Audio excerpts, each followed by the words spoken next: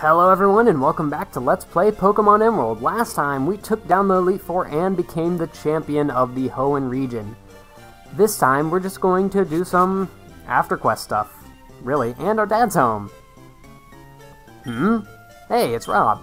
It's been a while since I saw you, but you look stronger somehow. That's an impression I get, but your old man hasn't given up yet. Oh yes, I have something for you. This came to you from someone named Mr. Briny. And we got the SS ticket. That's actually quite important. We'll be doing things with that later. If I recall, there are ferry ports in Slateport and Lily Cove. Well, that's cool. We'll have to check that out. I'd better get back to the Petalburg gym. Mom? Wait. He calls her Mom, too? Oh, okay. That dad of yours. He comes home for the first time in a while, but all he talks about is Pokemon. He should relax and stay a little longer. He really should. Is that a breaking news story? What? We bring you this emergency news flash. In various Hoenn locales, there have been reports of colored Pokemon in flight. The identity of this Pokemon is currently unknown. We now return you to the regular movie program. Did you catch that? What color did the announcer say that Pokemon was? Okay, so this is actually a pretty important decision. What color you choose will actually determine what Pokemon you see. So I'm going to go ahead and choose red. Well, isn't that something? They're still unknown Pokemon. Move? Not really. I mean, it's in the Pokedex. Alright, so now that we've done that... Oh, God. Well, Rob. That was a good workout there. I knew there was something special about you when I first saw you, but I never expected this. Oh, yes, do you still have the Pokedex I gave you? I have something to show you. Let's go to my lab. Awesome, we're already getting a thing.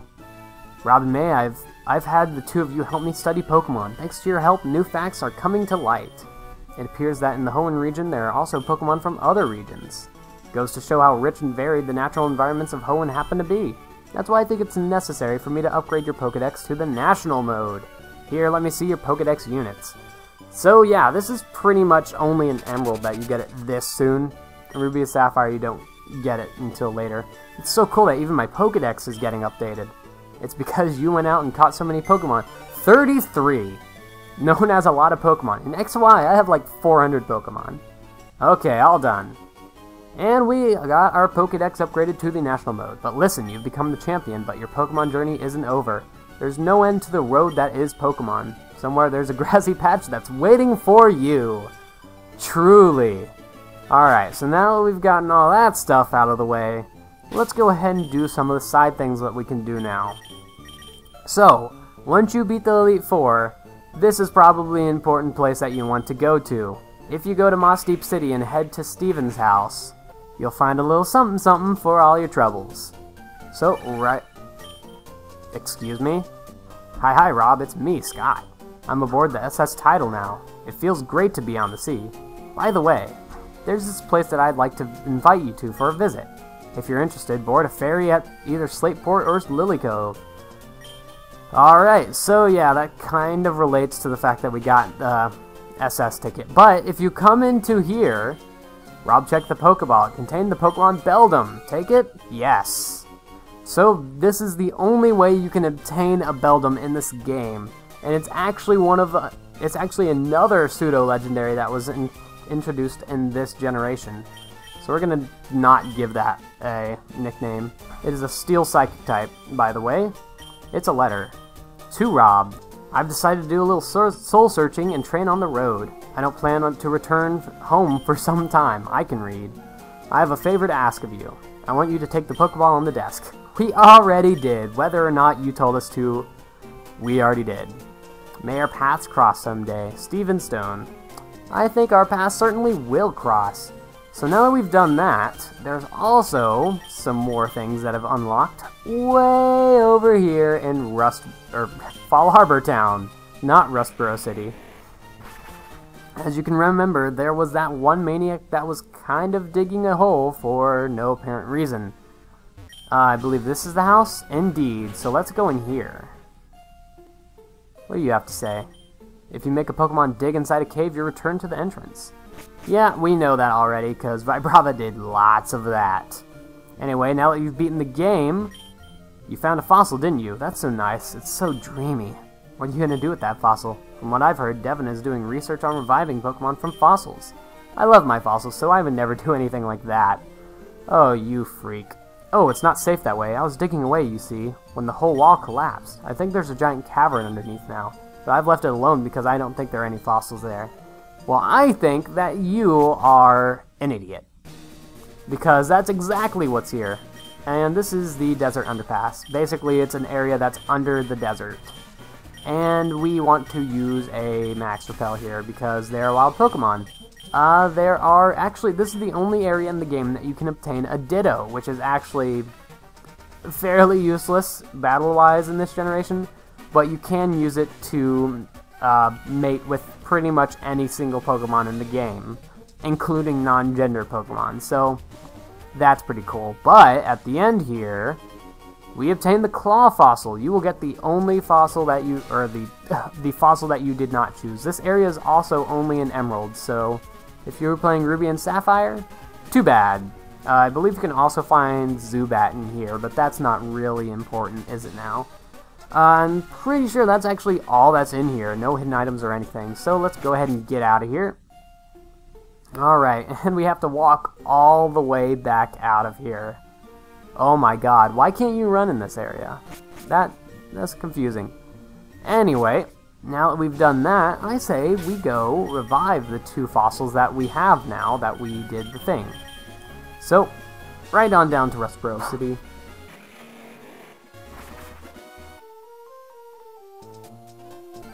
Alright, now that we're here, if we go right on up to Devon Corporation, I forgot the name of the building, so I had to look at it. I believe on the 2nd floor here, you will find a guy that is able to do a thing. Right down here. I've been trying to develop a device that resurrects Pokemon from fossils, and it's working! Wait, that thing you have there, is that a Pokemon fossil? Would you like to bring that Pokemon back to life? I can do it with my newly developed fossil regenerator. Alright, so we have 2 fossils.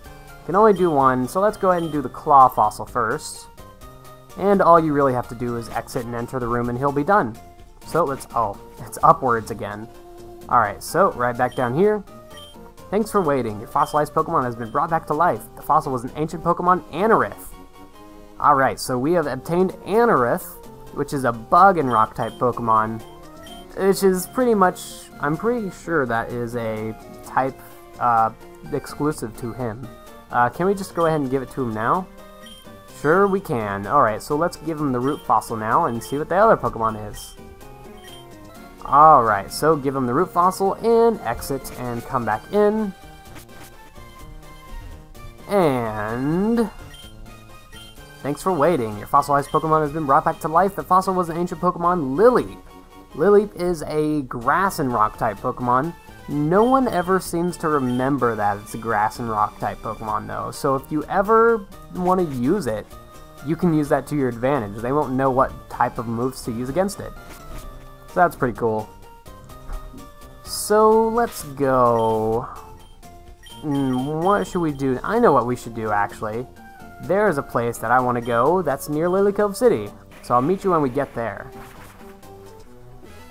Alright, we're here on the route to the left of Lily Cove City and filled with rare Pokemon, the Safari Zone. There's a reason that I did not show this off during the main story, because extra areas open whenever you beat the game. So keep in mind that you do need the Pokeblock case to do this. Welcome to the Safari Zone. All you can catch for just 500 Poke. What a deal! Alright, so basically the Safari Zone works the exact same way it works on all the other games. And by all the other games, I mean the first generation. There's a lot of really cool Pokemon that you can find in here. Let's go ahead and find one in this area. We have a Doduo. Okay, so normal and flying type Pokemon. Obviously, I'm not going to be using anything that we really find here. If you want to, you can throw a Pokeblock at it, and that will reduce its chances of running away, but we don't even have any Pokeblocks, so yeah. If you go near the Pokemon, it has a chance of running away, but it gives you a better chance of catching the Pokemon too, and that's basically your way to have a better chance to catch it, since you can't damage it. However, if you go over here, there should be Johto Pokemon. And this is pretty much the only area that you can catch the Pokemon in the entire game. Here we have the weakest Pokemon in the entire game, Sunkern. Do we even need to go near it to catch it? We might as well catch it while we're here, though, because that'd be pretty cool. And we got it. So I'm pretty sure Safari Balls have the same catch rate as Great Balls. I might be wrong on that, though. So yeah, we caught ourselves a Sunkern.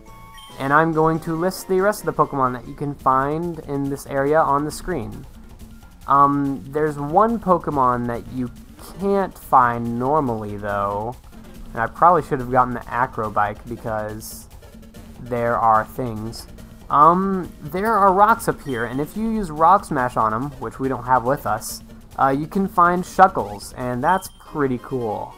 Because Shuckle has the highest, well, not the highest defense because Regirock, but it has 180 base defense and special defense, which is insanely high. So if you want a super defensive Pokemon, you can get a Shuckle. However, its HP really isn't that high. So if you surf right across here, I think there's a hidden item. Oh wait, that's not very hidden, is it? Oh, what do we have now? It's a Mareep, an electric type Pokemon. It evolves into Ampharos. It's not the best. In X and Y, it got a Mega Evolution though, and I believe its base specials to attack stat is like 154 or something like that. And that's crazy strong. So let's see if we can catch this Mareep. Yeah, we didn't get it. Okay, well, you know what, Mareep? I'm gonna go near you. I'm gonna be a creeper. Closer. And it ran away. Also, I did mention this. This is actually the only area in the game that you can catch Pikachu. It's not in this area, though. Not in the Johto area. And that's pretty cool, if you want a Pikachu, because it kind of is the series mascot. Other than that, I don't really think there's anything else that I want to show off. Yeah, they aren't from Hoenn. Yeah, if you were to come here earlier before beating the game, there would be like a line of guys here blocking the entrance because they were saying they were working on things. And yeah, that's pretty cool. Oh, yeah, probably should have brought the Acrobike, but whatever. So we're done here. Let's go ahead and use up the rest of the safari trip. If you run like a certain amount of steps, I'm not exactly sure what it is, then the game will end and you will get out of here. So I'll cut ahead to where that happens. Oh, there it is. Time's up. Your safari game is over. Alright. So yeah, I caught myself some pretty cool Pokemon. I got a Girafarig, a Gloom. I think that's about it. I'm not good at the Safari Zone. Anyway, I think that'll end off this episode. Next time, we are going to do even more side quests that we can do now that the game is over. I will see you all then, and goodbye.